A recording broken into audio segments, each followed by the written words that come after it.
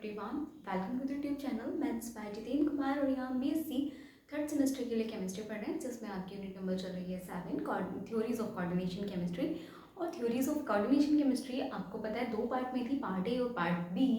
तो हम part A complete कर चुके थे कल जॉन टेलर डिस्टॉर्शन के साथ, और आज हम अपना पार्ट 2 स्टार्ट करने जा रहे हैं यूनिट 7 का, जो आपका छोटा सा पार्ट है, 2-3 लेक्चर में फिनिश हो जाएगा। देन हम हमारी यूनिट नंबर 8 स्टार्ट करेंगे। ठीक है, तो आज की जो आपका टॉपिक है वो यही है, पार्ट सेकंड इसका, thermodynamic and kinetic aspects of metal complexes. Thermodynamic and kinetic aspects देखते हैं हमें मेटल कॉम्प्लेक्सेस के। ठीक है, तो जो कॉम्प्लेक्सेस है, सबसे पहले हम स्टार्ट कर लेते हैं अपना टॉपिक इसमें, स्टेबिलिटी ऑफ कोऑर्डिनेशन कॉम्प्लेक्सेस। हम क्या देखने वाले हैं इसमें? हम देखने वाले हैं इसमें कोऑर्डिनेशन कॉम्प्लेक्स की स्टेबिलिटी। कोऑर्डिनेशन कॉम्प्लेक्स स्टेबल है या नहीं स्टेबल है, ये कैसे पता चलेगा, यानी कि स्टेबल है या अनस्टेबल, इसका पता कैसे चलेगा? तो देखते हैं। तो जो स्टेबिलिटी है कॉम्प्लेक्स की, उसको क्लासिफाई किया गया 2 पार्ट्स में, 2 कैटेगरी में क्लासिफाई किया गया कॉम्प्लेक्स की स्टेबिलिटी को। मतलब हमारे पास जो कोऑर्डिनेशन कंपाउंड है, कॉम्प्लेक्स है, उसको, उसकी स्टेबिलिटी को हमने 2 पार्ट में क्लासिफाई कर दिया। जैसे थर्मोडायनेमिक क्लासिफाइड हो गया इन 2 पार्ट्स, 2 पार्ट्स में। फर्स्ट पार्ट हो गया आपका thermodynamic stability and second part है इसका काइनेटिक स्टेबिलिटी। अब ये होते क्या है? ठीक है, यानी कि किसी भी कॉम्प्लेक्स की स्टेबिलिटी पता करने के हमारे पास 2 तरीके आ गए कि किसी भी कॉम्प्लेक्स की जो स्टेबिलिटी है वो 2 पार्ट्स में क्लासिफाई हो गई, यानी कि 2 तरह से हम उसकी स्टेबिलिटी को देख सकते हैं, एक थर्मोडायनेमिक स्टेबिलिटी और एक काइनेटिक स्टेबिलिटी। तो थर्मोडायनेमिक स्टेबिलिटी क्या होती है? थर्मोडायनेमिक स्टेबिलिटी वो स्टेबिलिटी होती है जो डील करती है कोऑर्डिनेशन कंपाउंड या कॉम्प्लेक्स जो है उनके बॉन्ड एनर्जी या स्टेबिलिटी कांस्टेंट पे या रिडक्स पोटेंशियल पे।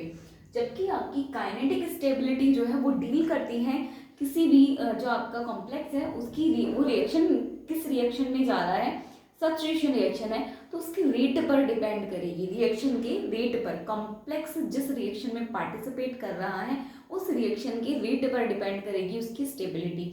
तो कॉम्प्लेक्स की स्टेबिलिटी 2 तरह से हम देख सकते हैं, थर्मोडायनेमिकली भी और काइनेटिकली भी।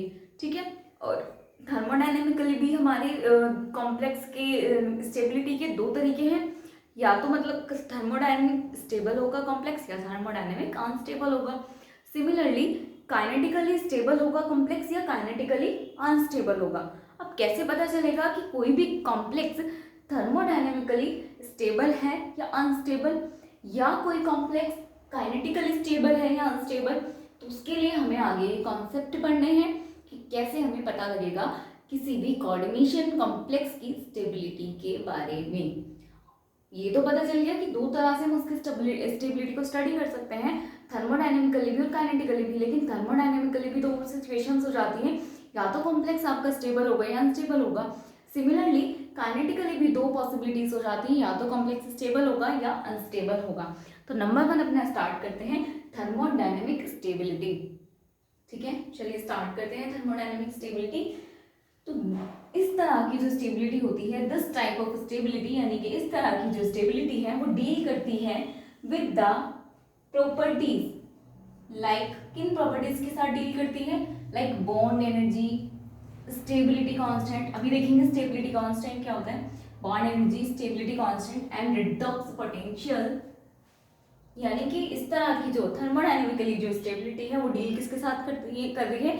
कॉम्प्लेक्स की प्रॉपर्टीज। कौन कौन सी? बॉन्ड एनर्जी हो गई, स्टेबिलिटी कांस्टेंट हो गया और रिडक्स पोटेंशियल हो गया, जो क्या करते हैं? That affect the equilibrium condition, जो उस कॉम्प्लेक्स की इक्विलिब्रियम कंडीशन को क्या करते हैं? अफेक्ट करते हैं। ठीक है, अब on the basis of thermodynamic के बेसिस पर, थर्मोडायनेमिक स्टेबिलिटी के बेसिस पर ऑफ कॉम्प्लेक्स इन सॉल्यूशन, वो बोल रहे हैं on the basis of thermodynamic stability of complex in solution, यानी कि सॉल्यूशन में कॉम्प्लेक्स की थर्मोडायनेमिकली स्टेबिलिटी के बेसिस पर जो कॉम्प्लेक्स कंपाउंड है आपके हैज बीन क्लासिफाइड, उनको क्लासिफाई किया गया 2 पार्ट्स में। अभी हमने देखा था ना, स्टेबल एंड अनस्टेबल कॉम्प्लेक्स। यानी कि कोई भी कॉम्प्लेक्स है उसका सॉल्यूशन बनाइए, वो सॉल्यूशन में कॉम्प्लेक्स की उस सॉल्यूशन में थर्मोडायनेमिक स्टेबिलिटी के बेसिस पर आपके जो कॉम्प्लेक्स हैं उनको 2 पार्ट्स में डिवाइड किया गया। एक स्टेबल और एक अनस्टेबल। तो स्टेबल कौन से होते हैं, अनस्टेबल कौन से, चलिए देखते हैं। तो स्टेबल कॉम्प्लेक्स कौन से होंगे, स्टेबल कॉम्प्लेक्स आर दोज, वो कॉम्प्लेक्स होंगे, स्टेबल कॉम्प्लेक्स वो कॉम्प्लेक्स होंगे जो क्या करेंगे, विच पॉजेस सफिशिएंट स्टेबिलिटी, जो क्या करेंगे, सफिशिएंट स्टेबिलिटी पॉजेस करेंगे to retain their identity in solution, अपनी आइडेंटिटी को सॉल्यूशन में अपनी आइडेंटिटी को बनाए रखने के लिए क्या करते हैं, सफिशिएंट स्टेबिलिटी पॉजेस करेंगे। यानी कि स्टेबल कंपाउंड वो हैं जो सॉल्यूशन में भी क्या करेंगे, अगर उन कॉम्प्लेक्सेस को सॉल्यूशन में डाल देंगे तभी वो अपनी आइडेंटिटी को लूज नहीं करेंगे। ठीक है, तो वो कोऑर्डिनेशन कंपाउंड्स या कॉम्प्लेक्सेस जो सॉल्यूशन में भी अपनी आइडेंटिटी को लूज ना करें, यानी कि अपनी स्टेबिलिटी को रिटेन करके रखें, बनाए रखें, उन्हीं कॉम्प्लेक्स को हम बोलते हैं स्टेबल कॉम्प्लेक्सेस। ठीक है, और इन कॉम्प्लेक्सेस को और क्या कहते हैं, एंड और ऑल्सो कॉल्ड, और क्या कह सकते हैं, पेनिट्रेशन कॉम्प्लेक्सेस। क्या कहते हैं, पेनिट्रेशन कॉम्प्लेक्सेस। आपको ध्यान रखना है, स्टेबल कॉम्प्लेक्सेस को ही पेनिट्रेशन कॉम्प्लेक्स भी बोलते हैं। और स्टेबल कॉम्प्लेक्स कौन से होते हैं, जो सॉल्यूशन में भी अपनी आइडेंटिटी को बनाए रखते हैं। ठीक है, उन्हें कहते हैं हम स्टेबल कॉम्प्लेक्सेस। ठीक है, आगे देखते हैं। जबकि वाइल अनस्टेबल कॉम्प्लेक्सेस कौन से होते हैं, while unstable complexes are those, यानी कि unstable complexes are those which, unstable complexes वो कॉम्प्लेक्सेस हैं जो क्या करते हैं, आर रिवर्सिबली डिसोशिएटेड, जो क्या हो जाते हैं, रिवर्सिबली डिसोशिएट हो जाते हैं इन सॉल्यूशन, यानी कि सॉल्यूशन में टूट जाते हैं इनटू देयर कंपाउंड्स। यानी कि अनस्टेबल कॉम्प्लेक्सेस वो कॉम्प्लेक्सेस हैं जो सॉल्यूशन में क्या करेंगे, अपने कंपाउंड्स में टूट जाएंगे, जिनसे वो मिलकर बने हैं उनमें ब्रेक डाउन हो जाएंगे, डिसोसिएट हो जाएंगे, एंड आर ऑल्सो कॉल्ड, और ये और क्या कहलाते हैं, नॉर्मल कॉम्प्लेक्सेस। क्या कहलाते हैं, नॉर्मल कॉम्प्लेक्सेस। ठीक है, बहुत इजी तरह से आपको करके बताया जा रहा है। देखो कोऑर्डिनेशन, ये जो हम पढ़ रहे हैं सेकेंड पार्ट, इसमें हम किसी भी मेटल कॉम्प्लेक्स की थर्मोडायनेमिक और काइनेटिक स्टेबिलिटी के बारे में पढ़ रहे हैं। ठीक है, अब जो स्टेबिलिटी है कोऑर्डिनेशन कंपाउंड की, वो दो तरह से देखी जा सकती है। वो थर्मोडायनेमिकली स्टेबल भी हो सकता है और अनस्टेबल भी हो सकता है, और काइनेटिकली भी स्टेबल अनस्टेबल हो सकता है। तो पहले हमने स्टार्ट की थर्मोडायनेमिक स्टेबिलिटी। थर्मोडायनेमिक स्टेबिलिटी वो स्टेबिलिटी है जो क्या करती है, डील करती है बॉन्ड एनर्जी के साथ साथ आपका स्टेबिलिटी कांस्टेंट और रिडॉक्स पोटेंशियल पर, और जो अफेक्ट करती है इक्विलिब्रियम कंडीशन पर। ठीक है, फिर उसके बाद हमने देखा कि on the basis of thermodynamic stability, complex में जो होती है, कॉम्प्लेक्स को अगर सॉल्यूशन में डाला जाए तो अपनी उनकी थर्मोडायनेमिक स्टेबिलिटी के बेसिस पर हमने कॉम्प्लेक्स को दो पार्ट्स में डिवाइड कर दी, स्टेबल और अनस्टेबल। स्टेबल वो होंगे जिनको जो सॉल्यूशन में भी अपनी आइडेंटिटी को लूज नहीं करेंगे। ठीक है, वो स्टेबल या पेनिट्रेशन। और जो सॉल्यूशन में अपनी आइडेंटिटी को लूज कर देंगे, यानी कि अपने आयंस में ब्रेक डाउन हो जाएंगे, अपनी कंपाउंड्स में टूट जाएंगे, डिसोशिएट हो जाएंगे, वो क्या कहलाएंगे, आपकी अनस्टेबल कॉम्प्लेक्सेस या नॉर्मल कॉम्प्लेक्सेस। ठीक है, इसके बाद आगे देखेंगे, पहले यहां तक नोट डाउन करिए।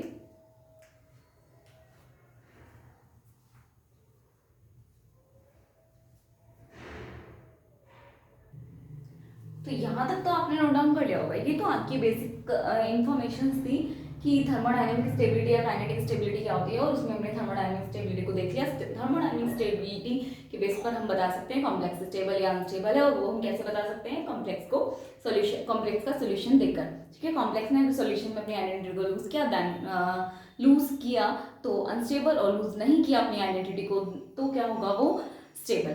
अभी देखेंगे हम उसकी स्टेबिलिटी को, हम देखेंगे अब नेक्स्ट जो आपका इसी के आगे है, अभी ये चल रहा है आपका, इसी में ही आगे टॉपिक है। अब हमने यहाँ तक पढ़ लिया कि हम सॉल्यूशन में देखेंगे कॉम्प्लेक्स की स्टेबिलिटी को, तो हम वही देखने वाले हैं कि stability of complex in solution. ठीक है, यानी कि अब हम सॉल्यूशन के अंदर कैसे देख पाएंगे स्टेबिलिटी को, कॉम्प्लेक्स की स्टेबिलिटी को आप सॉल्यूशन के अंदर कैसे देख सकते हैं, तो अब हम वो देखेंगे।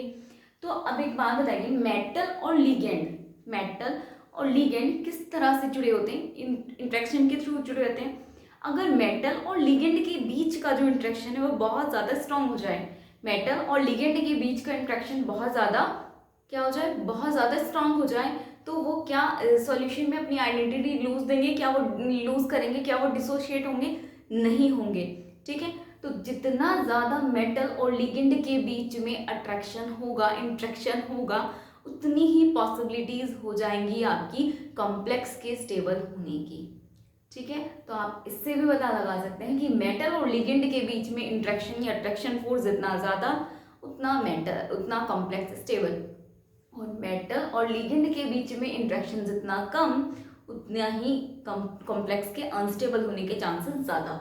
ठीक है, चलिए अब यहाँ तक तो हमने समझ लिया। अब देखते हैं solid stability of complexes in ionic solution. ठीक है, मैं लिख लेती हूँ पहले, फिर समझते हैं। तो आगे देखते हैं stability of complex ion in solution, यानी कि हम देख रहे हैं कॉम्प्लेक्स आयन की स्टेबिलिटी किसमें? सॉल्यूशन के अंदर। ठीक है, कॉम्प्लेक्स की स्टेबिलिटी देख रहे हैं हम किसमें? सॉल्यूशन में। तो ये complex ion dissociated in aqueous solution, जो कॉम्प्लेक्स आयन होता है आपका वो डिसोशिएट हो जाता है एक्वस सॉल्यूशन में to a very small extent, सिर्फ छोटे अमाउंट में। ठीक है, स्मॉल एक्सटेंट में। तो कॉम्प्लेक्स क्या हो जाता है? डिसोशिएट हो जाता है एक्वस सॉल्यूशन में छोटे अमाउंट में, स्मॉल एक्सटेंट में। ठीक है, तो अब आगे देखिए, stronger is the metal ligand bond, जितना स्ट्रॉन्ग मेटल और लिगेंड के बीच का बॉन्ड होगा कॉम्प्लेक्स आयन में, लेसर इज द डिसोसिएशन, उतना ही क्या होगा? वो स्टेबल होगा। जितना स्ट्रॉन्ग मेटल और लिगेंड के बीच में जितना स्ट्रॉन्ग बॉन्ड, उतने ही वो अच्छे क्या हो गए? फ्रेंड हो गए, यानी कि स्टेबल हो गए। स्टेबल हो गए तो क्या हो गया? उनका डिसोसिएशन क्या हो जाएगा? कम, यानी कि वो टूटेंगे कम, डिसोशिएट कम होंगे। ठीक है, तो stronger is the metal ligand bond in complex, lesser is the dissociation of complex ion and hence, और जब लेसर होंगे hence greater is the stability of complex. तो क्या हो गए? कॉम्प्लेक्स की स्टेबिलिटी कितनी होगी? ज्यादा होगी। Greater is the stability of complex ion. तो जितना ज्यादा मेटल और लिगेंड के बीच का बॉन्ड स्ट्रॉन्ग होगा, उतना ही कम डिसोसिएशन होगा कॉम्प्लेक्स आयन का, और उतना ही अच्छा फिर वो क्या हो जाएगा? स्टेबिलिटी हो जाएगी कॉम्प्लेक्स की। Greater is the stability, stronger is the metal ligand bond, lesser is the dissociation and greater is the stability of the complex। तो जितना अच्छा बॉन्ड उतना ही कम डिसोसिएशन, कम डिसोसिएशन तो स्टेबिलिटी ज्यादा। ठीक है, आगे देखते हैं the stability of the complex ion in solution. और जो ये स्टेबिलिटी होती है कॉम्प्लेक्स आयन की, ये जो हम स्टेबिलिटी देखेंगे कॉम्प्लेक्स आयन की, उसको एक्सप्रेस होता है, is express in terms of, वो एक्सप्रेस होती है किसकी टर्म में? इक्विलिब्रियम कांस्टेंट की टर्म में। अब आगे आपको समझ, इतनी देर से जो हम स्टेबिलिटी कांस्टेंट बोले जा रहे थे, वो एक्चुअल में क्या है? वो इक्विलिब्रियम कांस्टेंट। ठीक है, जो stability of the complex ion है सॉल्यूशन में, स्टेबिलिटी जो है कॉम्प्लेक्स की स्टेबिलिटी की जब हम बात करेंगे तो उसको एक्सप्रेस करेंगे किसकी टर्म में? इक्विलिब्रियम कांस्टेंट की टर्म में, of the dissociation equilibrium, dissociation equilibrium के इक्विलिब्रियम कांस्टेंट की टर्म में एक्सप्रेस करेंगे। कैसे? इसको हम यहाँ पे देख लेते हैं एग्जाम्पल के थ्रू। अगर डिसोसिएशन हो रहा है, डिसोसिएशन ऑफ CuNH3 का 4 2+ आयन इन सॉल्यूशन, अगर इसका डिसोसिएशन हो रहा है सॉल्यूशन में, ठीक है, तो डिसोसिएशन ऑफ इसका डिसोसिएशन सॉल्यूशन में, इसका डिसोसिएशन उसको रिप्रेजेंट किया जा रहा है बाय द इक्विलिब्रियम के थ्रू। कैसे डिसोशिएट हो रहा है? देखो कैसे टूट रहा है सॉल्यूशन में। तो CuNH3 का 4, ये किस में बन जाएगा? Cu+2, और ये अलग 4NH3, इस तरह से डिसोशिएट होगा सॉल्यूशन में। ठीक है, यहाँ तक तो सबको कोई दिक्कत नहीं है। कॉम्प्लेक्स को सॉल्यूशन में डाला तो वो डिसोशिएट कैसे होगा? Like this. अब देखो आगे, द डिसोसिएशन या इंस्टेबिलिटी कांस्टेंट। अब एक चीज को समझना है यहाँ पर, क्योंकि अभी टर्म एक और आने वाली है। देखो, डिसोसिएशन यानी कि टूटना, और जब टूट रहा है, अलग हो रहा है, इसका मतलब वहां पे क्या है? स्टेबल तो नहीं होगा ना वो कॉम्प्लेक्स, क्या होगा वो? इंस्टेबल। तो इसीलिए हम उसके लिए यूज करेंगे या तो डिसोसिएशन कांस्टेंट, या बोलेंगे इंस्टेबिलिटी कांस्टेंट। ठीक है, तो द डिसोसिएशन या instability constant for this is, क्या हो जाएगा आपका? कि डिसोसिएशन क्या हो जाएगा? ये डिसोसिएशन ही तो हो रहा है, ये वाला डिसोसिएशन हो रहा है, तो इस डिसोसिएशन का अगर आपको रेट कांस्टेंट लिखना है, यानी कि इक्विलिब्रियम कांस्टेंट लिखना है, या जिसे हम बोलेंगे यहाँ पर डिसोसिएशन या इंस्टेबिलिटी कांस्टेंट लिखना है, तो क्या हो जाएगा यहाँ पे कि डिसोसिएशन बराबर हो जाएगा, कैसे होता है रेट कांस्टेंट अगर निकालना हो, equilibrium constant, product upon reactant, तो प्रोडक्ट ऊपर रिएक्टेंट नीचे, Cu+2 NH3 का ये 4 है तो ऊपर चला जाएगा, पावर की फॉर्म में CuNH3 4+2।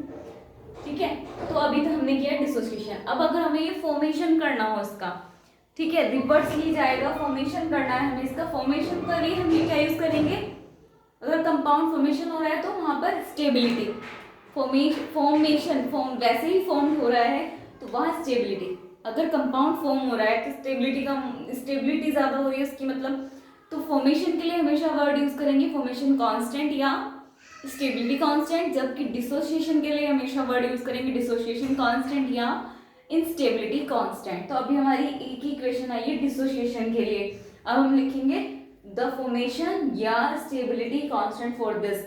ठीक है, तो पहले यहाँ तक नोट डाउन करिए, स्पेस नहीं है, मैं इसको रफ करके ऊपर से लिखती हूँ। ठीक है, यहाँ तक तो आपको समझ आ गया हुआ है।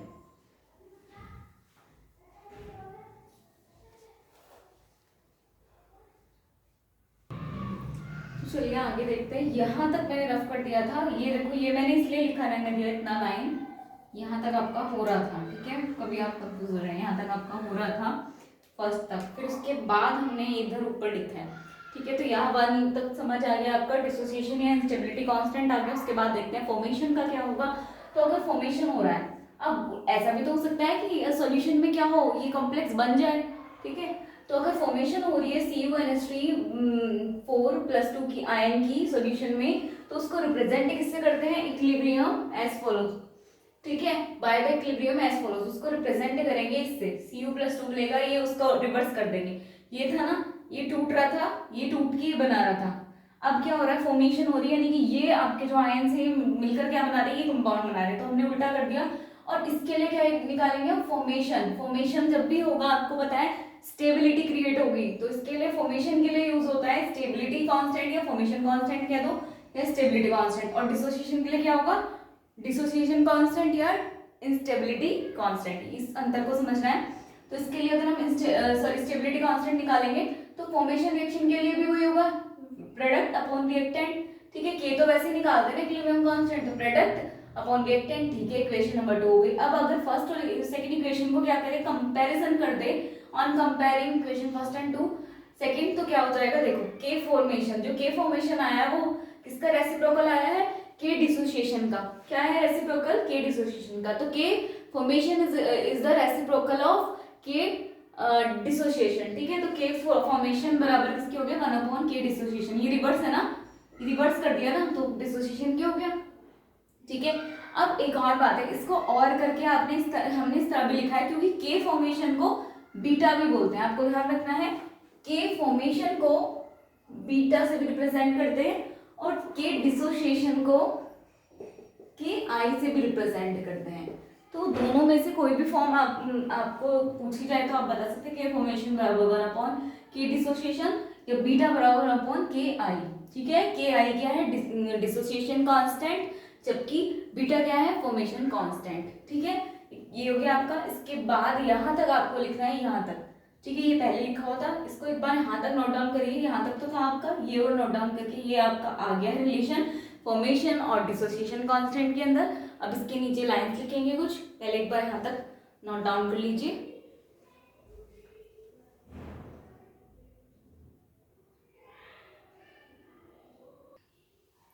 चलिए आगे देखते हैं, यहाँ तक तो आपने लिख लिया। इसके बाद देखते हैं thus the formation